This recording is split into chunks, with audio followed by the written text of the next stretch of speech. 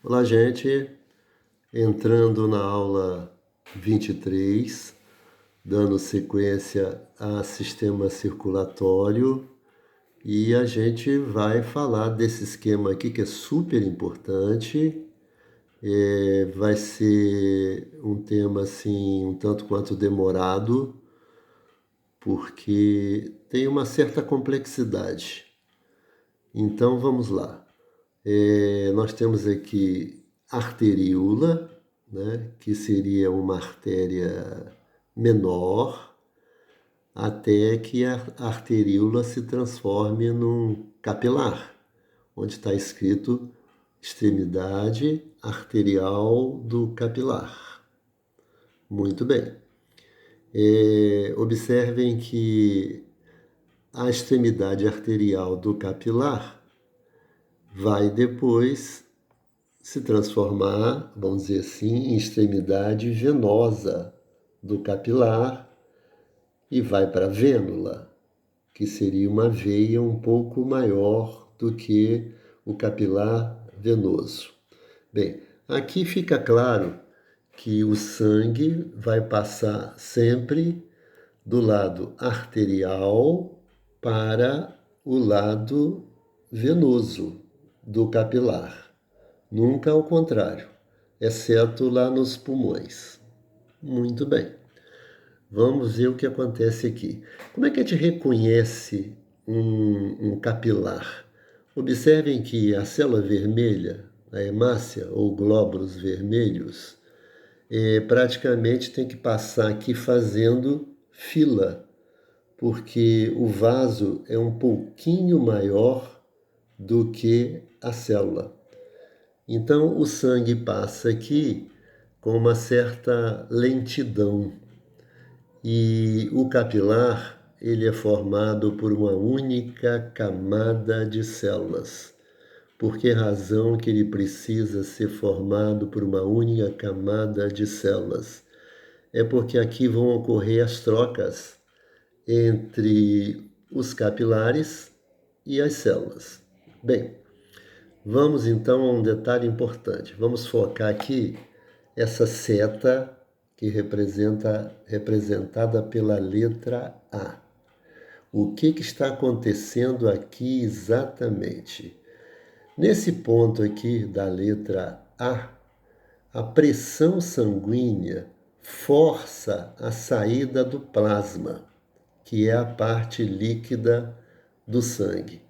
Com isso, nós teremos aqui o extravasamento de água, de glicose, de vitamina, de sais, de aminoácidos, ou seja, de moléculas pequenas.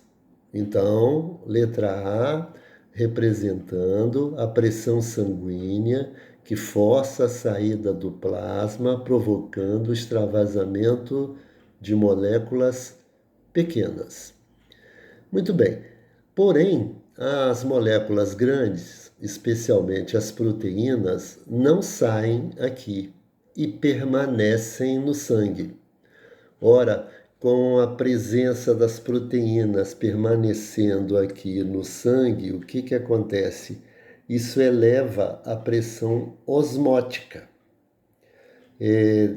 Vale destacar que a água, especialmente, ela se desloca de um local menos concentrado para um local mais concentrado. Como o sangue ficou mais concentrado pela saída de água e a não saída das grandes moléculas de proteína, como a albumina, por exemplo, o que acontece? Aqui na extremidade venosa do capilar, nós temos a pressão osmótica maior do que a pressão sanguínea. Com isso, observem que a seta está apontando para dentro do vaso. E é isso que promove, por exemplo, o retorno da água ao sangue. Olha, vou lá em cima lembrar você que na letra a pressão sanguínea provocou o extravasamento do plasma, que é feito basicamente de água. E aqui na extremidade venosa do capilar, como as proteínas não saíram e o sangue ficou com a concentração maior, isso promove o retorno da água. Tem um porém. Nem toda água que extravasou aqui devido à pressão sanguínea retorna aqui na extremidade venosa do capilar pela pressão osmótica. Mas uma boa parcela retorna aqui. Uma parcela menor será reabsorvida pelo vaso linfático, que vocês estão vendo aqui. Observem a seta, olha só. Mostrando que também a água vai entrar aqui no vaso linfático. Só para lembrar, aquela doença chamada elefantíase, o verme, que é conhecido como Uchereria bancroft, habita exatamente o vaso linfático. Agora tentem imaginar esse vaso obstruído. Ele ficando obstruído, ele não pode exercer essa função de drenagem. E aí isso provoca aquele inchaço tão característico da elefantíase. Então, o que nós temos aqui é uma figura super importante que acontece em todos os capilares do organismo, né? A pressão sanguínea, aqui na letra A, representando a saída do plasma, e a pressão osmótica, promovendo o retorno da água. Muito bem. E também a participação do vaso linfático, que também vai captar parte dessa água, provocando um equilíbrio e evitando um inchaço. Bem, nós temos uma outra figura aqui super importante. É um repeteco, mas com alguns detalhes. Então vamos localizar aqui. Primeiramente, localizando a artéria. Vamos descer e aqui uma rede capilar. Em vermelho, a extremidade arterial do capilar, onde a pressão sanguínea provoca o extravasamento. Vocês podem ver que tem uma seta apontando para a extremidade venosa, né, do capilar. É aquele retorno da água pela pressão osmótica. E aqui do lado a gente tem os capilares linfáticos fazendo aquele papel que nós já vimos na figura anterior também. Observem aqui a seta derivando aqui da extremidade arterial do capilar devido à pressão sanguínea e parte do líquido que extravasou, do plasma que extravasou, sendo absorvido aqui pelos capilares linfáticos. E aí formando o vaso linfático. E vamos ver agora o destino desse vaso linfático. Aqui está. Ele vai passar num gânglio linfático. O gânglio linfático, ele é assim, esponjoso. Qual a importância disso?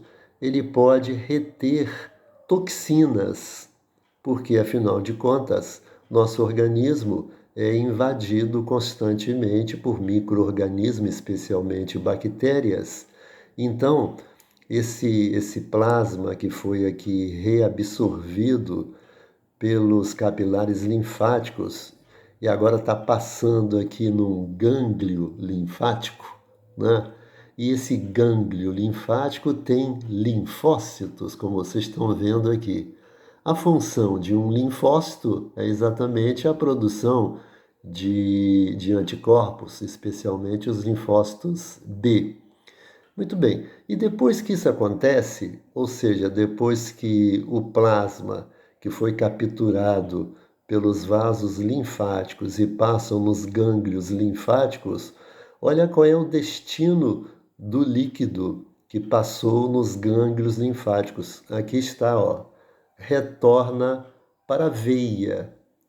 Aí aquilo que já foi linfa, porque estava circulando em vasos linfáticos, volta a ser sangue. Mas é bom lembrar que depois haverá um extravasamento de plasma e tudo vai se repetir. Bem, nós temos outra figura aqui interessante, mostrando praticamente a mesma coisa, mas vamos acompanhar um pouquinho da circulação aqui. Bem, começando pelo pulmão. Vocês estão vendo aí em vermelho o sangue oxigenado, sangue esse que se oxigenou nos pulmões. Agora, esse sangue entra no coração e através desse vaso aqui, número 2, que a gente vai estudar ainda mais tarde, que é o principal vaso do corpo, que é a artéria aorta, essa artéria leva o sangue oxigenado a todas as partes. Muito bem, vamos agora lá numa rede capilar novamente. Aí está, em vermelho, a extremidade arterial, né, dos capilares. E em azul, a extremidade venosa dos capilares. Vocês já sabem o que acontece aqui nessa rede capilar, né? A pressão sanguínea provoca extravasamento do plasma e depois a pressão osmótica na extremidade venosa dos capilares reabsorve essa água.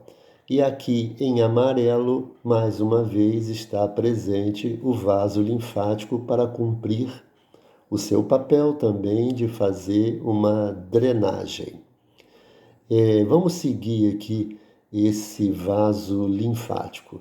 Nesse esquema não aparece o gânglio, porque no slide anterior a gente viu que a linfa ela tem que passar em gânglios, né?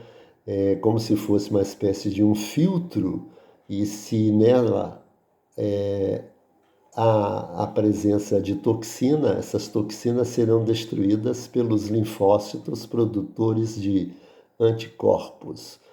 E agora a gente vai ver aqui o sistema linfático desembocando na veia.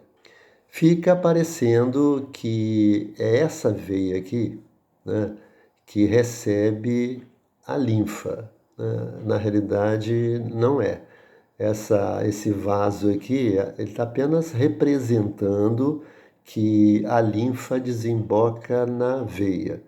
Mas, do ponto de vista anatômico, né, de fato correto, esse vaso amarelo ele teria que desembocar nas veias subclávias. As veias subclávias, como o nome já diz, são veias que passam embaixo da clavícula. E é exatamente nessas veias que convergem para lá os vasos linfáticos e a linfa será jogada dentro do sistema venoso. Aqui nós temos um esquema super interessante. Eu vou aproximar, vamos ver aqui na virilha, cada pontinho desse aqui na virilha são gânglios, ó, mais gânglios, aqui na região abdominal, aqui também na axila, gânglios, na região do pescoço também, gânglios. Observe que esses gânglios estão em pontos assim, digamos, estratégicos, né? Por exemplo, se uma pessoa tem um ferimento aqui no joelho, o que vai acontecer? Substâncias derivadas daquele ferimento, daquele processo inflamatório, podem ficar retidas aqui nos gânglios da virilha, né? Aí eles incham, eles podem comprimir nervos, por exemplo, e provocando um pouco de dor, porque eles, quando inchados, retendo toxinas, né, eles estão, na realidade, ajudando o corpo. É aquilo que nós chamamos de íngua. Vamos focar aqui no seio, né? Imagine-se nesse seio há, por exemplo, um câncer, um nódulo aqui que foi identificado como, né, um nódulo maligno. O médico mastologista, né, especializado, ele quando examina o seio, vai tatear o seio e encontra um nódulo, logo depois ele faz também um exame dos gânglios linfáticos para ver se eles estão ou não inchados.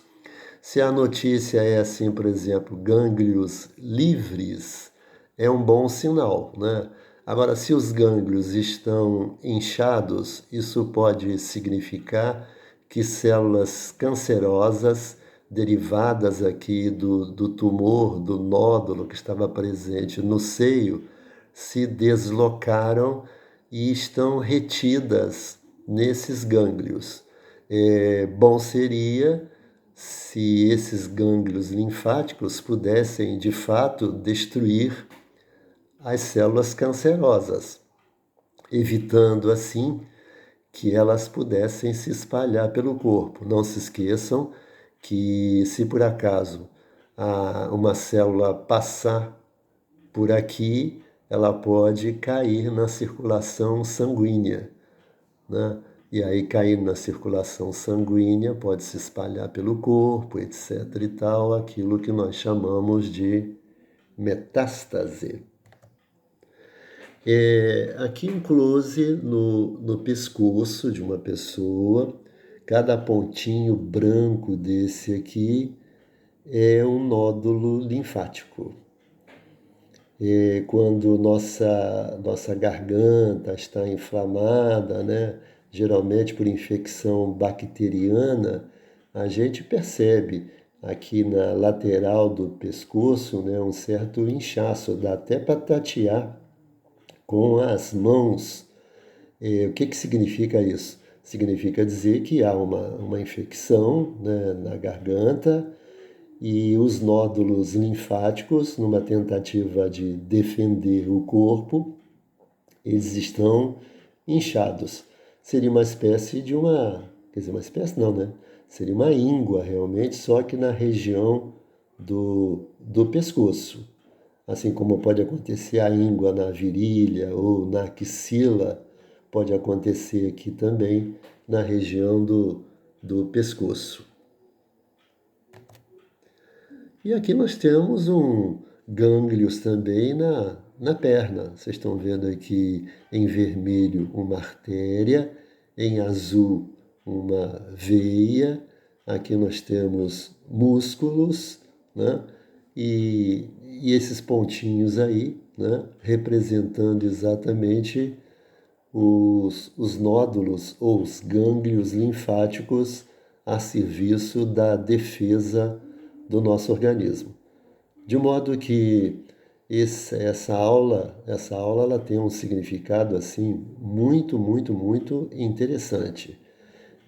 Nós vamos voltar a falar um pouquinho sobre isso quando a gente começar a estudar os detalhes da circulação humana. Mas, de qualquer maneira, já ficou adiantado aqui, então, para a próxima segunda-feira, né, esse esquema, né, mostrando as artérias, as veias ali nos capilares e também os capilares linfáticos. A pressão sanguínea, provocando extravasamento de plasma, a extremidade venosa reabsorvendo o plasma, principalmente a água, graças à pressão osmótica, com a contribuição também dos vasos linfáticos que passam em nódulos e que depois devolvem a linfa para o sangue. A linfa não tem hemácias e nem plaquetas. A linfa ela só tem leucócitos.